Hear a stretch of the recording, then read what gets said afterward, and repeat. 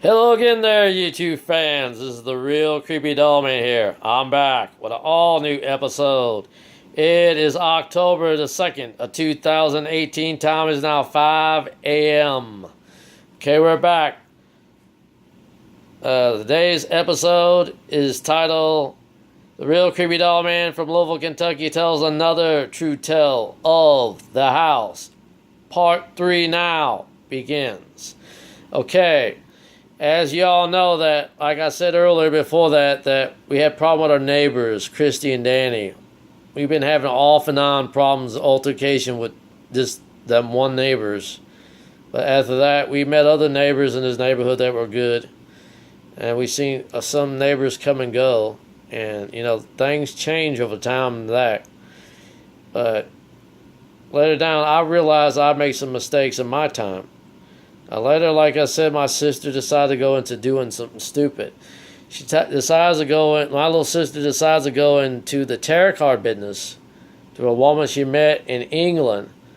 And when I mean England, we're talking about somebody in the UK got a hold of her off the internet, the time she had, internet here.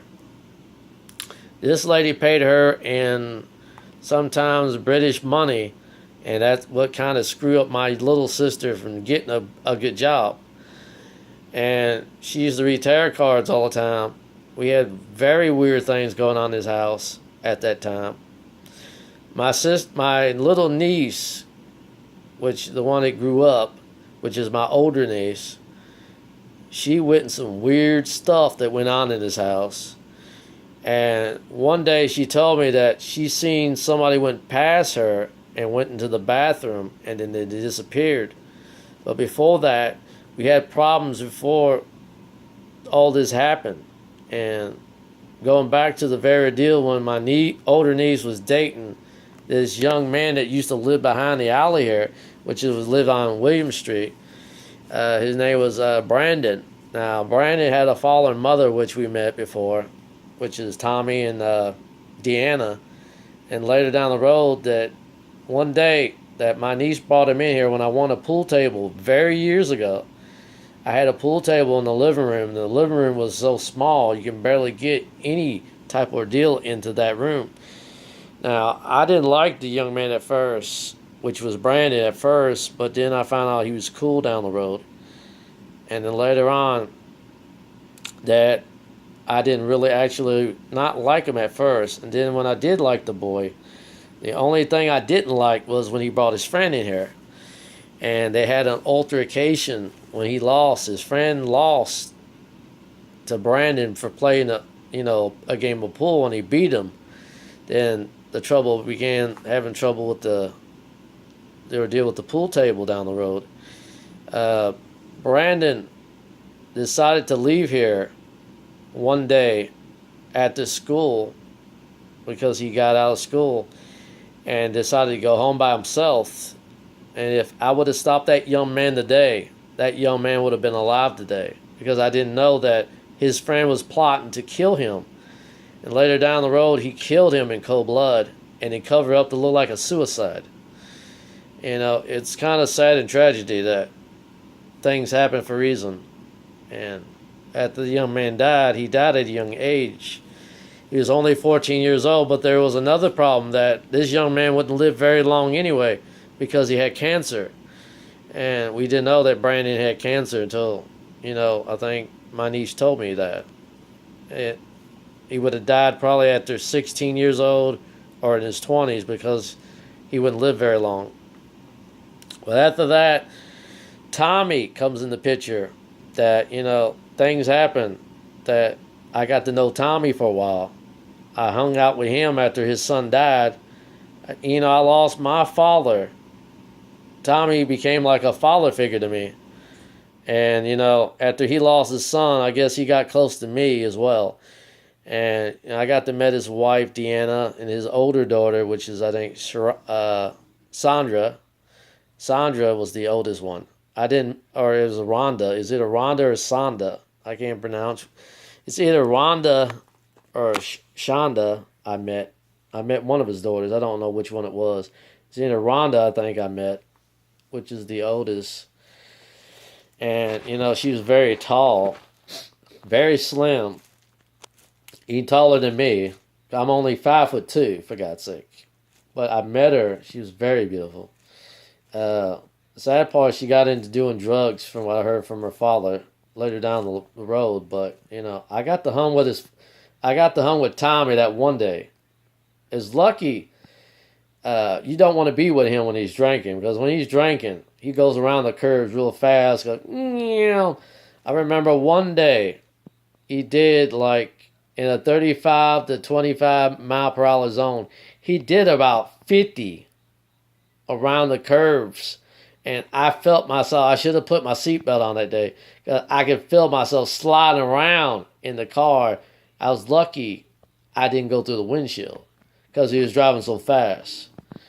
And after that, it got to be a scary point that I see that his father started a drinking habit for a short time before he gave up drinking.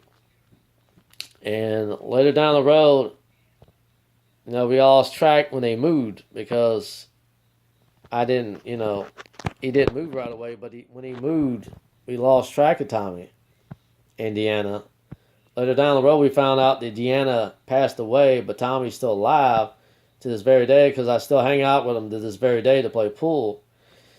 But in reality, I got to talk to the man after all this time. Now, after a certain time, before we got into meeting again, I made some bad ordeal myself on playing a CD backwards through my DVD player, which had a built-in ordeal to play it backwards, which was on the old RCA type. It was the very first RCA one to come out. It came out in 99 or 2000. I made a bad call to play it backwards one day, and playing my CDs on my Kiss music backwards, and they said you can get secret messages backwards like that. They're actually telling the truth, because there's actually one song on that Kiss album I played backwards that could have probably started this whole mess. Whether you believe me or not, that was reality. But after that, I don't know if that could have opened the door to bringing them in, because way before these dolls, these haunted and possessed dolls came in, could it open the door? We don't know. But some weird crap has been going on in the house off and on. So is there paranormal activity? I don't know. I never seen anything, but my niece and I think my mother saw something in his house that should or should not be. Later down the road, I witnessed some weird shit that happened to me too. And I shouldn't say the S word. I'm sorry about that. Forgive me for what I said, people, that I made a mistake saying that little thing. Forgive me for that. But, I had my incident one day when we had that windstorm. This is when I was real sick with my ulcerative colitis and my Crohn's, that I saw a bright light from the window when it was very dark in here.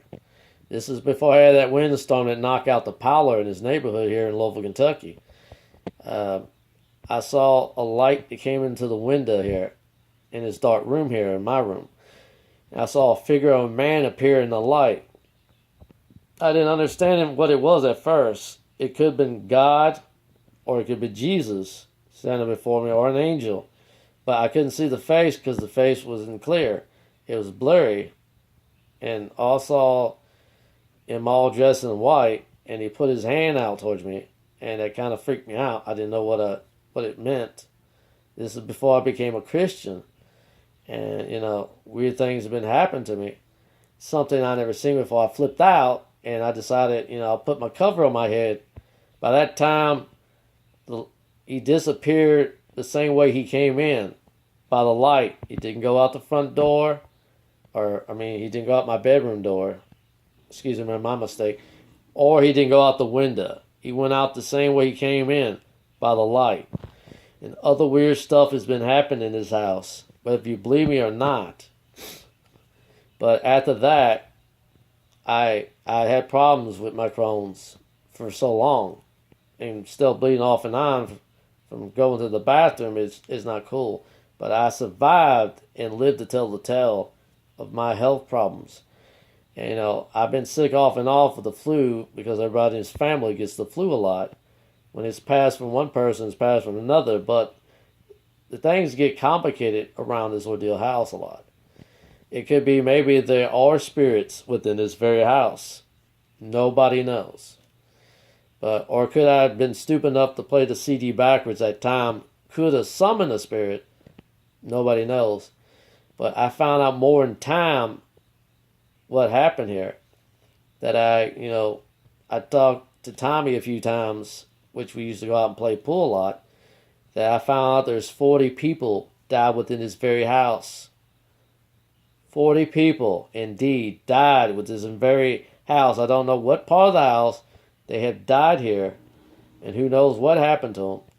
But watch for part 4, the final conclusion of The Real Creepy Doll Man from Louisville, Kentucky tells another true tale of the house.